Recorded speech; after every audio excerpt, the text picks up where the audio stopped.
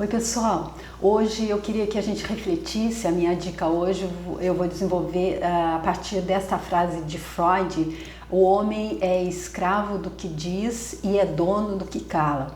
Aí eu queria começar a pensar um pouco sobre o que a gente pode tirar dessa frase para nesse nosso caminhar em busca de uma vida plena, que estamos em busca de saber tudo aquilo que a gente pode estar fazendo para nos ajudar a estar atualizando a vida que Deus está sonhando para a gente, né? Então aí quando ele diz você é escravo do que você diz, eu pego um pouco e penso dessa forma: você também vai viver aquilo que você diz, né? Porque se a gente for pegar, pensar um pouco mais, voltar um pouco, retroceder um pouco mais, e a gente vê aquela frase bíblica, no início era o verbo e o verbo se fez carne, ou seja, a onda se tornou partícula, ou seja, o sonho de Deus se tornou a nossa realidade. E aí a gente pode ir lá na segunda lei hermética de Hermes Trismegisto, e a gente vê lá no princípio da correspondência que o que está embaixo é como que está em cima, e o que está em cima é como que está embaixo. Aí então a gente vê, se Deus falou e a luz se fez, se o verbo, a palavra de Deus se tornou a nossa realidade, o nosso mundo, então a gente devia também prestar bastante atenção naquilo que a gente fala, né? Por isso que aí a gente já entende um pouco melhor quando ele diz que o homem é escravo do que diz e dono do que cala.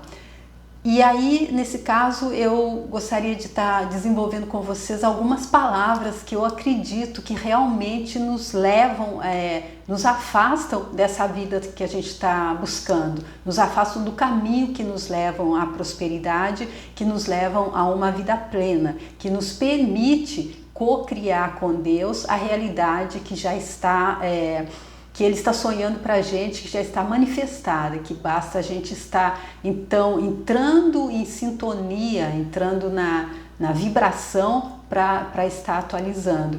Então, por exemplo, eu me lembro que quando uma vez eu conheci um amigo francês, e ele repetiu aquela palavrinha que começa com M, que é quando a gente vai, o nome daquilo que a gente faz quando a gente faz o número 2, que é perfeitamente, um nome, é uma nomenclatura para o produto que fica ali quando a gente sai.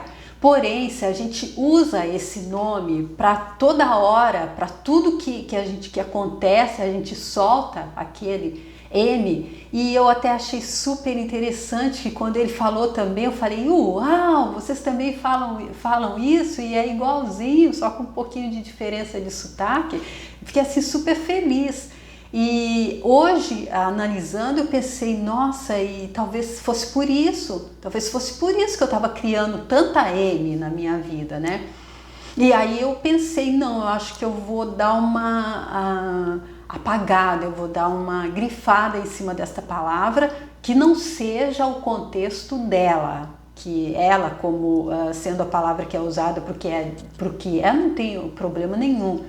Eu digo que eu não escolho mais usar essa palavra quando ela vem para tudo. Se acontece qualquer coisa, manter a boca cheia daquilo o tempo todo.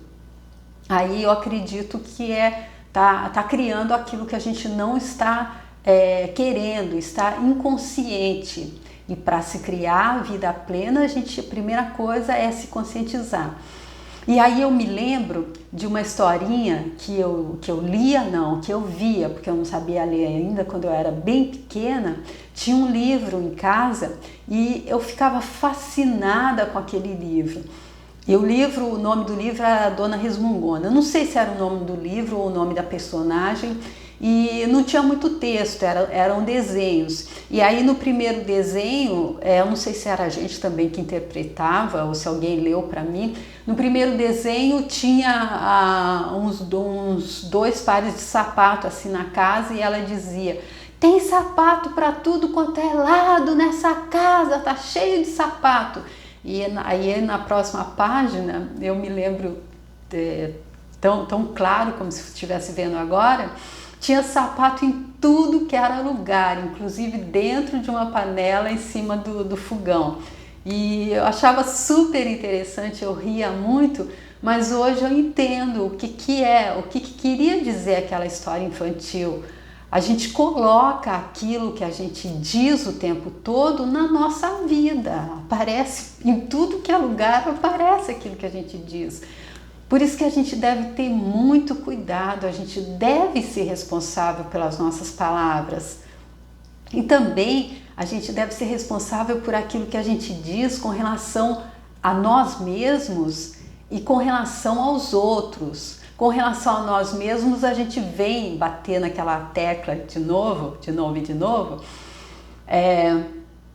que Saint Germain sempre diz no livro de ouro de Saint Germain, que depois da palavrinha, das duas palavrinhas eu sou, o que a gente coloca depois é como se fosse uma ordem para o universo.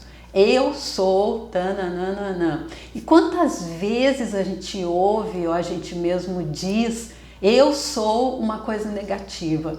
E depois a gente fica, não sabe por que está acontecendo o que está acontecendo, não sabe por que a gente está no negativo em tudo.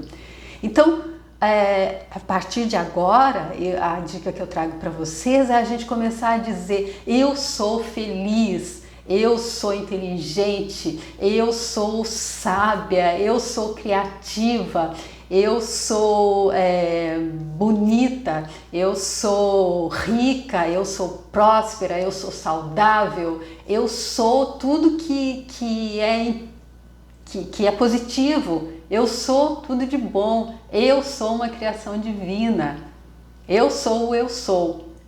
E aí, com relação às outras pessoas, eu estava vendo um vídeo de uma pessoa sobre arquétipo e ela dizia que o arquétipo dela era o arquétipo da fofoqueira.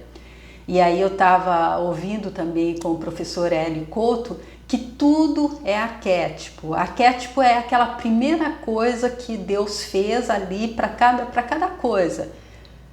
Sei lá, digamos, como é que a gente pode dar um exemplo? Se uma pessoa vai fazer uma série, uma costureira vai fazer uma série de roupas, digamos, aí ela faz um molde, não sei se cabe bem assim, tá me vindo agora.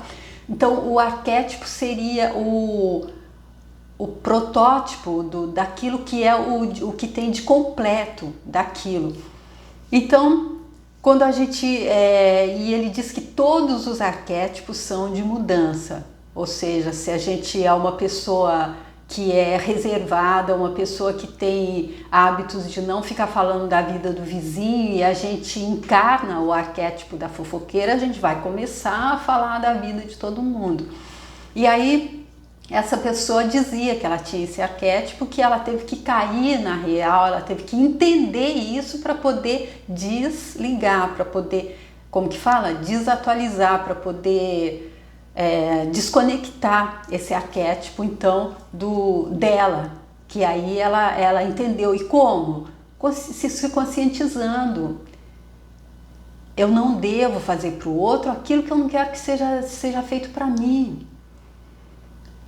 Imagina você chegar em um lugar e as pessoas que estão conversando não te viram chegar.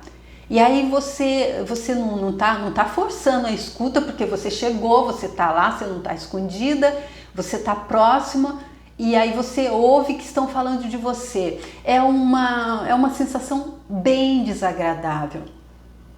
Então, mesmo, sei lá, eu acho que mesmo quando que esteja se falando positivamente, eu acho que é mais legal a gente falar quando a gente está na presença da pessoa. Pelo menos isso é o que eu tô a partir de agora escolhendo colocar em prática. E se a gente não pode dizer, se a gente tem alguma crítica também negativa a fazer direto para a pessoa então, porque assim ela ou aceita que é o nosso interessante ponto de vista, ou ela vai brigar com a gente, vai sei lá, vai bater na gente, vai ficar com raiva, mas pelo menos não foi fofoca, pelo menos a gente falou direto para a pessoa. Seria uma forma, se a gente precisar realmente falar. Mas se não só como passatempo, só como estar falando por falar, porque às vezes quando a gente vai, a gente encontra uma pessoa, a gente sai para tomar um café, o assunto é um outro, é um terceiro que não está ali. Como eu ouvi da professora Lucilena também, da Nova Acrópole, o homem inteligente fala de coisas, o homem sábio fala de ideias e o homem medíocre fala de pessoas. Eu acredito que tenha bastante a ver isso aí. É só quando a gente se conscientiza, quando a gente se pega ali no ato, a gente entende, poxa, por que fazer para o outro aquilo que eu não gostaria que fosse feito para mim?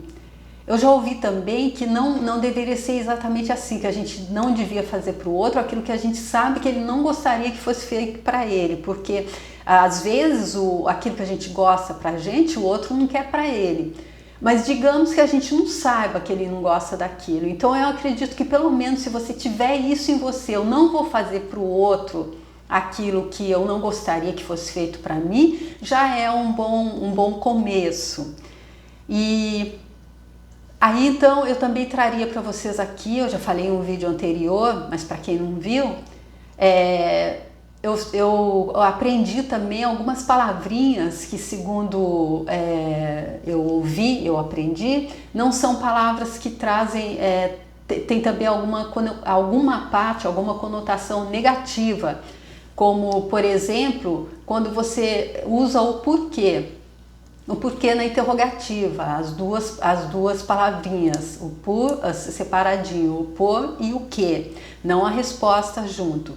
O porquê, quando você está ali passando uma coisa que está te fazendo mal, você, sei lá, você bateu o carro, aí você começa, por que comigo, por que comigo, por que aconteceu isso, por quê? Aí o que o universo entende? Que ele precisa te mandar mais para você entender por quê. E aí então, nas afirmações, a gente faz exatamente o contrário, a gente diz, por que eu sou tão sortuda? Por que eu nunca sofri nenhum acidente? Por que eu sou tão rica? Por que eu sou tão saudável? Por que eu tenho tanta sorte? Aí, nesse caso, a gente está mudando, então, transformando esse negativo no positivo. É dessa forma que eu estou fazendo agora. É por isso também que a gente não deve estar usando o porquê quando a gente vai fazer perguntas também, porque perguntas são uma forma de expandir a consciência para nos fazer conseguir entender aquilo que a gente não está entendendo e que está bloqueando para que a gente receba aquilo que a gente está buscando receber.